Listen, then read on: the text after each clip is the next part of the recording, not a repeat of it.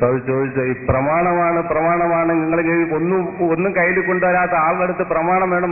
പണ്ഡിതന്മാർ തമ്മിൽ ഇരിക്കുമ്പോൾ ചോദിക്കേണ്ട ചോദ്യമാണ്. പ്രമാണം വേണം, തെളിവ് വേണം, അത് വേണം, ഇത് വേണം പറഞ്ഞു. ഇത് ജനങ്ങൾ വരുന്നത് സംശയം തീർക്കാൻ വേണ്ടിയിട്ടാണ്. ഞാൻ മുജാഹിദ് നേതാവട്ടെ അല്ലെങ്കിൽ വേറെ ഏതെങ്കിലും ആവട്ടെ, എനിക്ക് സംശയം തീരണം. അതായത് അള്ളാഹു റസൂലുള്ളാഹി സ്വല്ലല്ലാഹു അലൈഹി വസല്ലമയും സഹാബാക്കളും ജീവിച്ചതുപോലെ, അതായത് എന്റെ സമുദായം 73 വിഭാഗമായി തിരിയും, അതിൽ ഒരു വിഭാഗം മാത്രം സ്വർഗത്തിൽ പോകുമെന്നും ആ ഒരു വിഭാഗം ആരെന്ന് സഹാബാക്കൾ ചോദിച്ചപ്പോൾ ഞാനും എന്റെ സഹാബാക്കളും എങ്ങനെ ജീവിച്ചോ അതുപോലെ ജീവിച്ച് സ്വർഗത്തിൽ പോകുമെന്നും റസൂലുള്ളാഹി സ്വല്ലല്ലാഹു അലൈഹി വസല്ലമ പറഞ്ഞിട്ടുണ്ട്.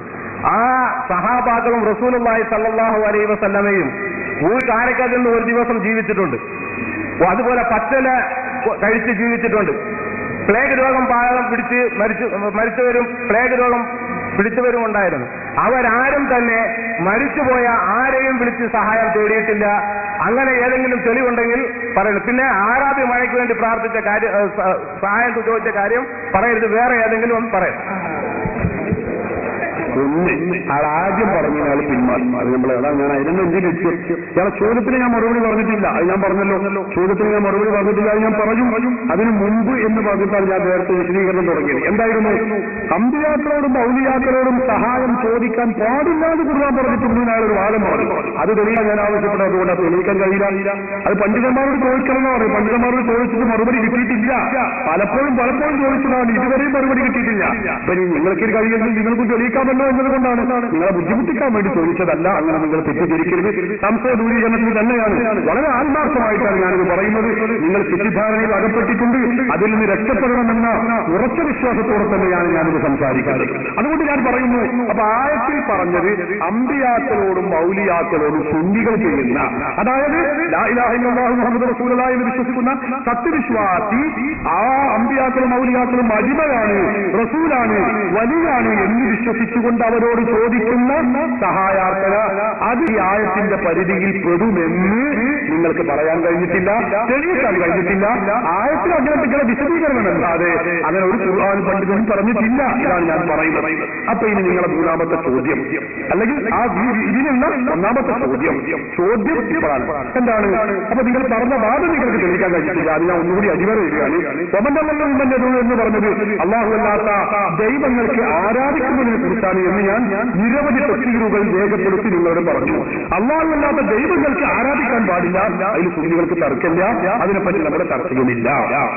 അപ്പൊ ഇനി നമ്മൾ അദ്ദേഹത്തിന്റെ ചോദ്യം, പ്രവാചകന്മാരും സഹാബത്തും ഇവിടെ ജീവിച്ചല്ലോ, അവരാരെങ്കിലും മരണപ്പെട്ടു പോയ മഹാന്മാരോട് അല്ലെങ്കിൽ മഹത്തുക്കളോട് സഹായം ചോദിച്ചിട്ടുണ്ടോ, അങ്ങനെ ചോദിക്കാൻ നിർദ്ദേശിച്ചിട്ടുണ്ടോ?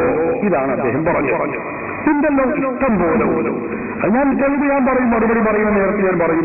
പക്ഷെ ഖുർആനിൽ അതിന് വിരുദ്ധമുണ്ട് എന്ന് നിങ്ങൾ പറഞ്ഞു, ശരിയല്ല, അത് തെളിയിക്കലായിരുന്നു ആദ്യ ലക്ഷ്യം. ഇത് ഞാൻ പറയാം. ഇത് ഏതാണ് ഗ്രന്ഥം അറിയോ നിങ്ങൾ? ഇത് എവിടെ? 25 ബുക്ക് അല്ല, ഈ ബുക്ക് 25 പൈസ വിലയുള്ള ഇസ്ലാഹി പ്രസ്ഥാന ചരിത്രത്തിന്റെ ആമുഖം എന്ന ഈ പുസ്തകത്തിൽ ഇസ്ലാഹി പ്രസ്ഥാനത്തിന് വേണ്ടി വളരെ വിയർപ്പൊഴുക്കിയ വ്യക്തിയാണ് എന്ന് മുജാഹിദുകൾ തന്നെ പരിചയപ്പെടുന്ന വ്യക്തിയാണ് ഷൗക്കാനിയുടെ സ്വന്തം ഗ്രന്ഥമാണ് തുഹ്ഫത്തുൽ സാക്കിരീൻ. ഈ ഗ്രന്ഥത്തിൽ അദ്ദേഹം പറയുന്നത് നോക്കൂ നിങ്ങൾ, 156, 57 പേജുകളിൽ ഷൗക്കാനി വളരെ വ്യത്യസ്തമായി രേഖപ്പെടുത്തിയിരിക്കുന്നു. എന്താണ് പറയുന്നത്? ഇദാ അസാബത്തുക്കും അർജത്തും ഹബീബ് മുഹമ്മദ് റസൂലുള്ളാഹി സല്ലല്ലാഹു അലൈഹി വസല്ലം തങ്ങൾ പറയുന്നു, അല്ലാഹുവിന്റെ ഇഷ്ടദാസന്മാരെ, എന്നെ സഹായിക്കണമേ എന്ന് നിങ്ങൾ വിളിക്കണമെന്ന് ഹബീബ് മുഹമ്മദ് റസൂലുള്ളാഹി അല്ലാഹുവിന്റെ റസൂല് പഠിപ്പിക്കാം. മതിയോ? ഇത് റസൂല് പറഞ്ഞതാണ്, റസൂലുള്ളാഹിയുടെ ജീവിതകാലത്താ. എന്നിട്ടോ ഇത് ഞങ്ങളെ മതമല്ല, ഇത് മുജാഹിദ് പ്രസ്ഥാനത്തിന് വിയർപ്പെടുത്തിയ ഷൗക്കാനി ഇതാ 125 പൈസയിലെ ഈ പുസ്തകത്തിൽ വളരെ മഹത്വം പറഞ്ഞ വ്യക്തിയാണ്. ഈ ഷൗക്കാനി തന്നെ ഇതിനെക്കുറിച്ച് പറയുന്നത് എന്താണ്? ഇത് വാറോടെയാണ് എന്ന് പറയാൻ പറ്റൂല. ഈ സംഭവം സുദൃഢമായ പരമ്പരയിലൂടെ സ്ഥിരപ്പെട്ട കാര്യമാകുന്നു.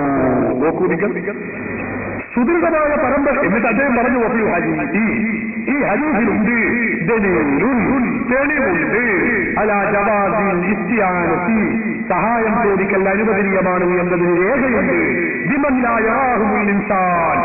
ദൃശ്യം കാണാത്ത അഭൗതിക ശക്തികളോട് സഹായം ചോദിക്കാൻ പറ്റുമെന്നതിന് ഈ ഹദീസ് രേഖയാണ്.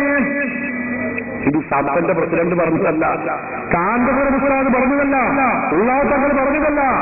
ഇത് പറയുന്നത് സാക്ഷാൽ ഷൗക്കാനിയാണ്. ഹദീസ് സഹോദരന്മാരെ, പല ഗ്രന്ഥങ്ങളിലുമുണ്ട്. മജ്മുഉൽ സവായിദ് എന്റെ കയ്യിലുണ്ട്. ഇമാം നൂറുദ്ദീൻ ഹൈസമിയുടെ മജ്മുഉൽ സവായിദിലും അത് രേഖപ്പെടുത്തി വെച്ചിട്ടുണ്ട്. അപ്പൊ റസൂലുള്ളാഹി സ്വല്ലല്ലാഹു അലൈഹി വസല്ലം തങ്ങൾ പറഞ്ഞതാണ്, പഠിപ്പിച്ചതാണ്. അതുകൊണ്ടാണ് പൂർവികരായ മുസ്ലിമീങ്ങളൊക്കെ ഇത് ചെയ്തിട്ടുള്ളത്.